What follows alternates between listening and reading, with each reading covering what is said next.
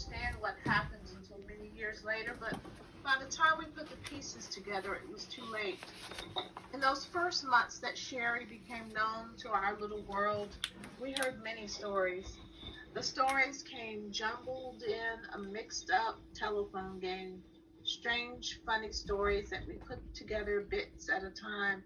Although we certainly didn't believe all of them, the gossip spread like chickenpox in a country school. That's the funny thing.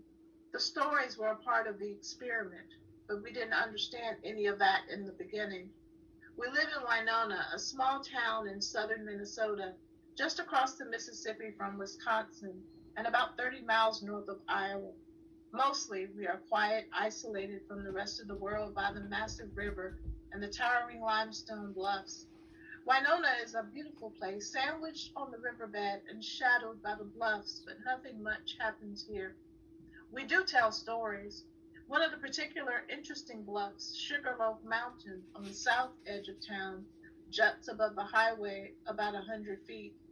It's a bare piece of limestone, worn bare from glaciers or wind or water. We've all heard the story of some Indian princess climbing that bare finger, stabbing into the sky. She dove to her death because of a lost love or a conflict with another tribe or something. That must have been more than 100 years ago, and most versions of the story say her name was Winona. All right, sweet. I can go. Okay, so what I thought the writer did well is I like that this first page starts off with talking about stories. It seems like this is going to be a theme. You seem like you're setting something up here, and so I was really intrigued to kind of hear more, right? Like, okay, well, what and how does this play in? Especially when you said the line, by the time we put the pieces together, it was too late. And I thought, well, okay, well, the stakes are kind of high, or something terrible happened. So what then? And I think that's a tough, second line to follow, because I assume Keep now recording. you're going to start right into the action, or maybe start telling me what's going on. But then I kind of felt a little interrupted by you setting the stage now and telling me about the small town in southern Minnesota. I kind of thought like, no, not now, later. I want to know what's going on with the story, and you've compelled me in such a way that I really need to know more. So I almost wondered, is this the right place for you to set the scene for me, or maybe you can come later as you continue to evolve in a fast pace, hopefully, to tell me what's going on and why you were too late to understand something. Also, the part at the bottom where you said, we've all heard the story of some Indian princess climbing that bare finger, stabbing into the sky. She drove to her death because of lost love or conflict with another tribe or something. I don't know if I bought that line, because it seems like stories, lore, what's told here is so important, so critical to how you kick this off, that you don't even know here. You don't know, or maybe you were trying to get across that there's many different versions of the story, but it just felt here like everything you've been set up for me, maybe it was kind of deflated here, because maybe you don't know so much. And so, again, maybe it was just that there's so many different versions, and that's what you were trying to get across. And I thought, oh, okay. I also kind of felt like I wanted to get to it a little bit more. I wanted to get a little bit more to the action. We're setting it up. You're starting to tell me that it was too late. You didn't understand the experiment. And then we kind of lost it. The momentum was a little lost for me here. So overall, I think you're a good writer. Obviously, you reeled me in the beginning a little bit.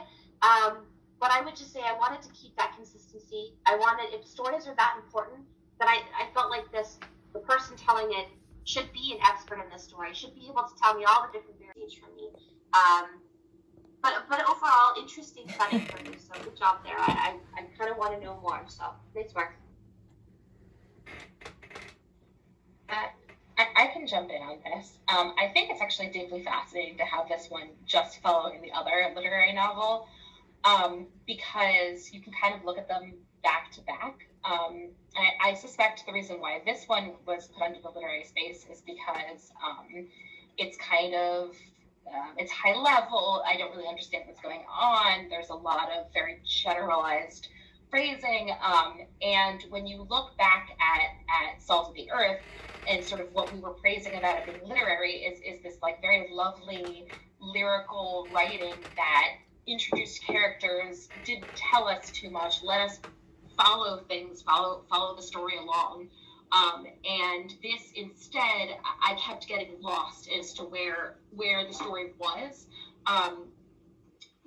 We're part of an experiment. Okay, so I'm immediately saying, I guess this is sci-fi or something. It's too late. Like Jolene said, oh, okay, what was too late? Sherry was born. Okay, there's a daughter. Stories are starting the experiment. Okay, there's stories. We live in Winona. It just felt like so many things were happening, and I really couldn't get a handle on what's the story. What are you trying to tell me? I think the framing of stories being very important is a deeply interesting one. And I think if this is sort of what I was able to grasp was the idea that, you know, they're living in a small town in southern Minnesota and, I don't know, the government is lying to them or something. I don't mind that. I think that could be very interesting, but the way in which you are sharing it just makes it confusing rather than literary. You don't have to be to put things at such a level where it's hard to follow in order to name it under the literary space. That being said, I thought, you know, some of your little phrasings about, you know, what the town was like and how it looks, it was very beautiful. It was very evocative. I just had no idea where we were in the narrative space.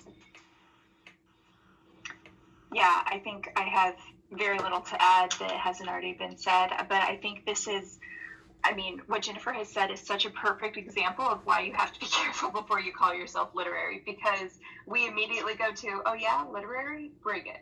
You know, like I think that, you know, this person, like, let's give her due. Like this one person knows how to write. Like this is lovely.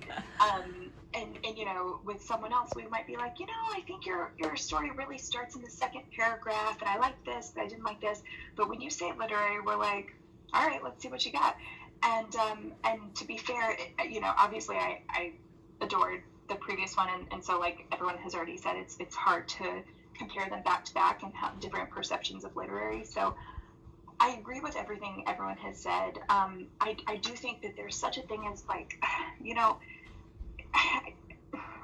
I hate to even pick this apart because truly the writing is beautiful, but I can see the effort a little bit more in this one.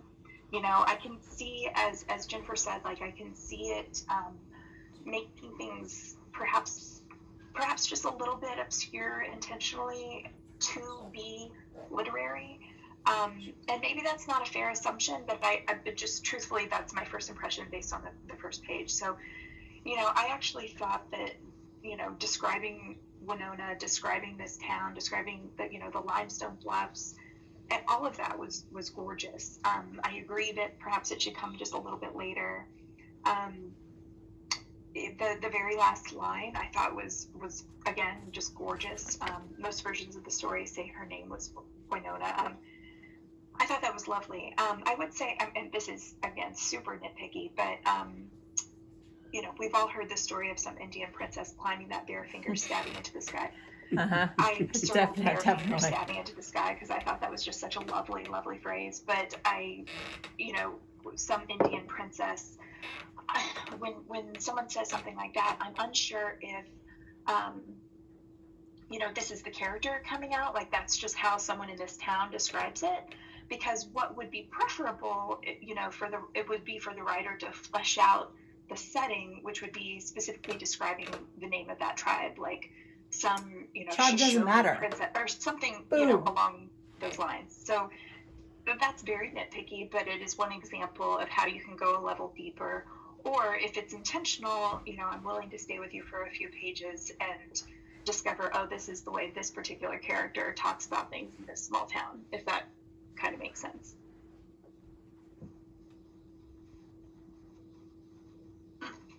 Okay. This next piece. Oh, I went back to one. Creative nonfiction. Chapter 1. Geography. I'm ready for a shot. Maria, you may join Jamie at the map table, said Miss Crampton.